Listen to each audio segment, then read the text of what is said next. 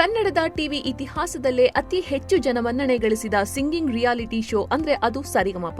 G Kannada ವಾಹಿನಿಯಲ್ಲಿ ಪ್ರಸಾರವಾಗ್ತಾ ಇದ್ದ ಸರಿಗಮಪ ಇತ್ತೀಚೆಗಷ್ಟೇ ತನ್ನ ಹೊಸ ಆವೃತ್ತಿಯೊಂದಿಗೆ ಕನ್ನಡಿಗರ ಮುಂದೆ ಮತ್ತೆ ಬಂದಿದೆ. ಈಗಾಗಲೇ ಸರಿಗಮಪ ಶೋಗೆ ಚಿತ್ರರಂಗದ ಅನೇಕ ಗಣ್ಯರು ಅತಿಥಿಗಳಾಗಿ ಬಂದು ಹೋಗಿದ್ದಾರೆ. ಇದೀಗ ವಿಶೇಷ ಅತಿಥಿಯಾಗಿ ಸ್ಯಾಂಡಲ್ವುಡ್ ತ್ಯಾಗರಾಜ ಅಂತಾನೆ ಕರೆಸಿಕೊಳ್ಳುವ ರಮೇಶ್ ಅರವಿಂದ್ ಅವರು ಬಂದಿದ್ದಾರೆ. ಸ್ಯಾಂಡಲ್ವುಡ್ನ ಸ್ಫುರದ್ರೂಪಿ ನಟ ರಮೇಶ್ ಅರವಿಂದ್ ಅವರ 40 ವರ್ಷಗಳ ಸಿನಿ ಸಾಧನೆಯನ್ನು ಸಂಗೀತ ವೇದಿಕೆ ಸಂಭ್ರಮಿಸಿದೆ. ರಮೇಶ್ ಅವರು ವೃತ್ತಿ ಬದುಕಿನಲ್ಲಿ 40ನೇ ವರ್ಷಕ್ಕೆ ಕಾಲಿಡ್ತಿದ್ದಾರೆ. 1986ರಲ್ಲಿ ರಮೇಶ್ ನಡೆಸಿದ್ದ ಮೊದಲ ಸಿನಿಮಾ ಸುಂದರ ಸ್ವಪ್ನಗಳು ತೆರೆ ಕಂಡಿತ್ತು. ಅಲ್ಲಿಂದ ಶುರುವಾದ ರಮೇಶ್ ವೃತ್ತಿ ಬದುಕು ಕನ್ನಡದ ಜೊತೆಗೆ ತಮಿಳಿನಲ್ಲೂ ವಿಸ್ತಾರಗೊಂಡಿತ್ತು. ಹಿಂದಿ, ತೆಲುಗು, ಮಲಯಾಳಂ ಸಿನಿಮಾಗಳಲ್ಲೂ ರಮೇಶ್ ನಡೆಸಿದ್ದಾರೆ. ಕಮಲ್ ಹಾಸನ್ ಥರದ ಲೆಜೆಂಡ್ ಕಲಾವಿದರಿಗೆ ನಿರ್ದೇಶನ ಕೂಡ ಮಾಡಿದ್ದಾರೆ ರಮೇಶ್ ಅರವಿಂದ್.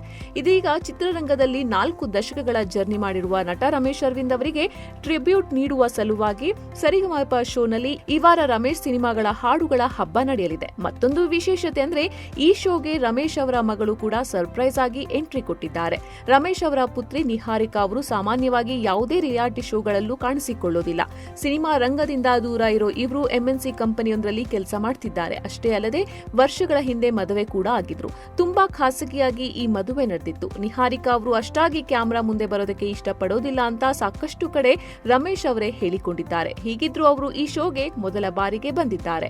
ಸರಿಗಮಪ ವೇದಿಕೆಯಲ್ಲಿ ಅಮೆರಿಕ ಸಿನಿಮಾ ನಾಯಕಿ ಹೇಮಾ ಪ್ರಭಾತ್, ಚಂದ್ರಮುಖಿ ಪ್ರಾಣಸಖಿ ಸಿನಿಮಾ ನಟಿ ಭಾವನಾ ರಾಮಯ್ಯ, ಗೀತ ರಚನೆಕಾರ ಕೆ ಕಲ್ಯಾಣ ಅವರು ಕಾಣಿಸಿಕೊಂಡ್ರು. ರಮೇಶ್ ಅರವಿಂದ್ ಜೊತೆಗಿನ ಸುಂದರ ಕ್ಷಣಗಳನ್ನು ಮೆಲುಕು ಹಾಕಿದ್ದಾರೆ. ಪ್ರತಿಯೊಂದು ಚಿತ್ರದಲ್ಲೂ ಡಬಲ್ ಹೀರೋಗಳೇ ಇರ್ತಾರೆ. ಈ ಡಬಲ್ ಹೀರೋಗಳಲ್ಲಿ ಒಂದು ಸಂಗೀತವೇ ಹೀರೋ ಆಗಿರುತ್ತೆ ಅಂತ ರಮೇಶ್ ಅರವಿಂದ್ ಹೇಳಿಕೊಂಡಿದ್ದಾರೆ.